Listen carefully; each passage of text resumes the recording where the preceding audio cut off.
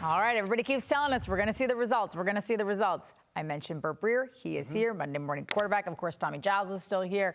I mean, are we going to see the results, Bert? Are we going to see this offense change? Can it change? I think this has been a critical few days for the coaching staff, and how they come out of it's going to define where the season goes.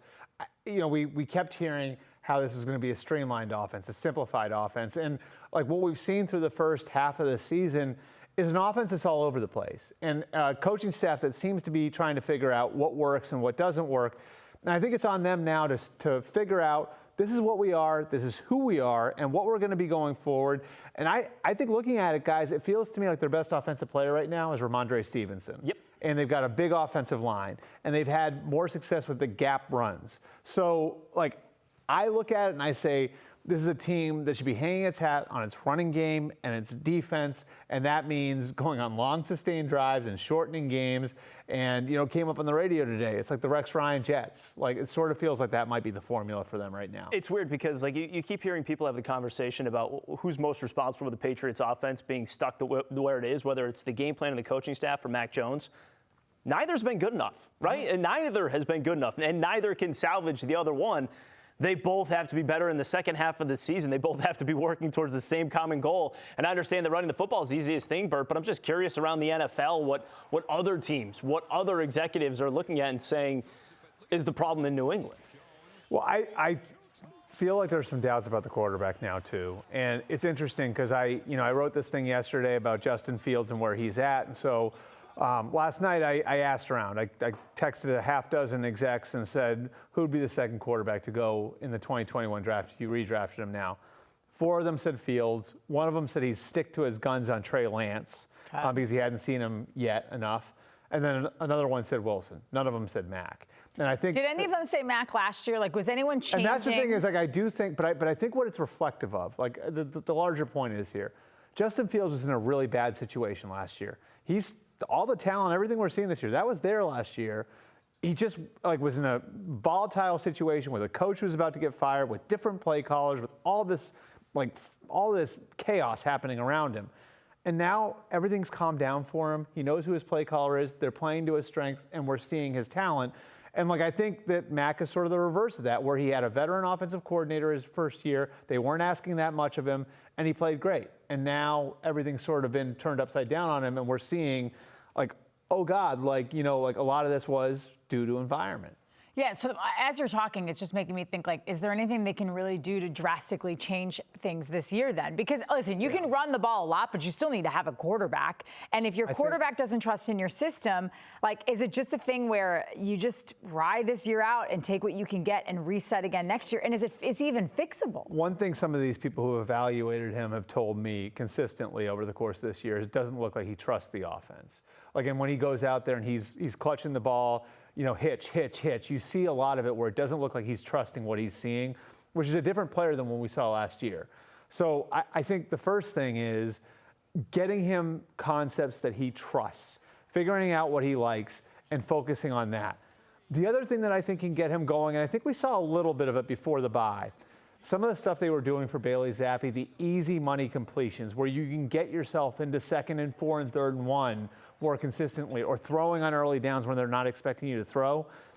Getting him easy yardage, I think, is another way to get him rolling. So I think concepts that he's got confidence in, where you've got a player who trusts what he's looking at, that's number one. And then number 2, I think getting him cheap yardage could really help. And just, again, this all comes down to, and I think, Trenni, you're starting to get to it, is that what are we going to be saying at the end of this season?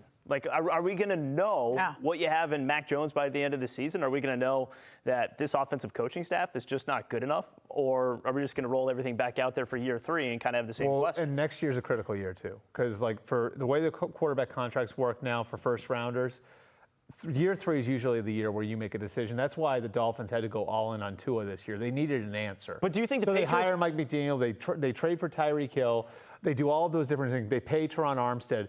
The Patriots next year, regardless of what happens the rest of the year 3 is when you get an answer on a young quarterback, because after that year, you got to make a decision on the 5th-year option, and he's eligible. But can you get an answer on them the way that things are constructed now? Can you get an answer on him if Matt Patricia is your offensive coordinator, or do they need to go outside the building? Because it's starting to feel like they wasted this year. I think they have to figure that out. I think come hell or high water, Bill Belichick's highest priority, coming out of this year has to be assessing what he put around Mac Jones and whether or not he's going to be able to get a clear answer on his quarterback based on the circumstances around him. And if he thinks it's going to be the same thing in year 3 as it was on the front end of year 2, then he has to make changes, because like the most important thing coming out of year 3 is going to be getting an answer on your young quarterback. But the biggest difference when you talk about the Patriots in Miami is that Miami surrounded Tua with all those weapons. I mean, in what scenario can you see Bill Belichick doing that? That's a method of getting the answer, though, and that's the thing is, like, that's the best method. Right, but will they do that? Like, I think what Tom's trying to say is, will they use the cap money they have next year and go out and get him weapons? Here's what's so interesting about it. Forever, the Patriots have been able to make it work by being balanced around the quarterback, right, and not overpaying anybody. Well, right now they are paying receivers, they are paying tight ends. But they're paying a bunch of middle receivers. But that's the difference. Is like, and you see what Miami did. Miami went for a splash and went and got. But it's not just the real money. Hill. It's the draft capital that they had to give up. It was everything. And it was giving up a top 10 pick to get Jalen Lamar. Historically, we haven't seen them willing to do that. Now, if you look at like other young quarterbacks, right? Like, and look at what the Bills did for Josh Allen. They traded for Stephon Diggs. What the Chiefs built around Patrick Mahomes. It wasn't just Tyreek Hill, who was already in house. It was paying Sammy Watkins. It was making sure your offensive line was right. The young quarterbacks who've really made it, and I'm not taking anything away from Lamar Jackson or Josh Allen or Patrick Mahomes, look at their circumstances. Their circumstances were great, and it was because a lot of investment was made around them. And I think it's not just on Belichick, it's on the Krafts too. Like this was ownership driven in Miami. Like it was Stephen Ross drove this. Like after they failed to get Deshaun Watson during the season last year, he made a point of it to his football people. We need answers on Tua. Is part of that investment going after, I don't know, Bill O'Brien to run your offense? I think that could be part of it. I absolutely and look, I think if you look at what's happening at Alabama right now, there could be, crazy as it sounds, a 2-loss season, it's time to hit the panic button, but there's talk of coordinator changes there. Do Nick and Bill talk at the end of the year, and maybe Billy wants to get back here? Remember, Billy's been away from his family for 2 years. His family stayed in Houston when he went to Tuscaloosa. Would he like to come back to New England? Would he like to come back to the NFL?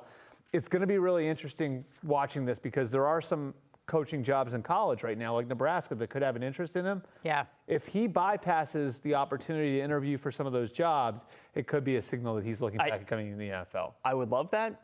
I also would have loved that even more like 8 months ago. I said on our call today, I was like, why didn't they just do that? If he's going to be willing to come here, why didn't they just go after him this year? I think there was a concern at the time. I think Bill's concern with all of this was, well, if he comes in here, then he's going to be gone after a year. I would argue that if that happens, you probably had a great year. Exactly. Your young and maybe your quarterback is better for it.